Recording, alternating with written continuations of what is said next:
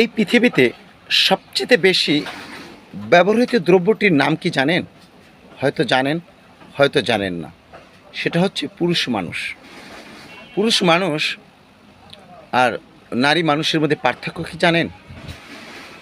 যখন একটি নারী শিশু জন্মগ্রহণ করে আস্তে আস্তে বড় হয়ে ওঠে, যুবতী হয়ে ওঠে, তখন সে তার মায়ের শাড়ি পায়, তার ভাইয়ের উপহার পায়, তার বাবার সম্পত্তি পায়, তার বান্ধবীর লিপস্টিক পায়। আর একটি পুরুষ যখন পূর্ণবয়স্ক হয়ে ওঠে তখন সে কি পায় জানেন? সে পায় বাবার ঋণ, পরিবারের দায়িত্ব,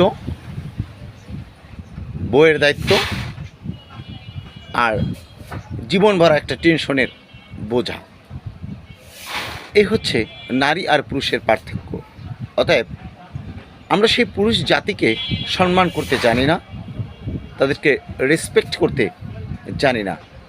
তাদের কাছ থেকে শুধুই আমাদের চাওয়া আর পাওয়ার হিসাব। এই চাওয়া পাওয়ার হিসাবের লেনদেন মিলাতে মিলাতে সেই পুরুষটি মুখ থুবড়ে কান্না ছাড়া আর কিছুই জোটে না।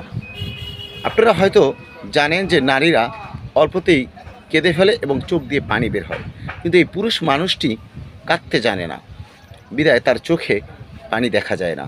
এটাই হচ্ছে তাদের মূলত মৌলিক পার্থক্য। ধন্যবাদ সবাইকে।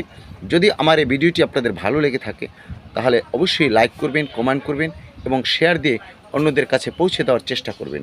ধন্যবাদ সবাইকে। ভালো থাকবেন সবাই। আসসালামু আলাইকুম।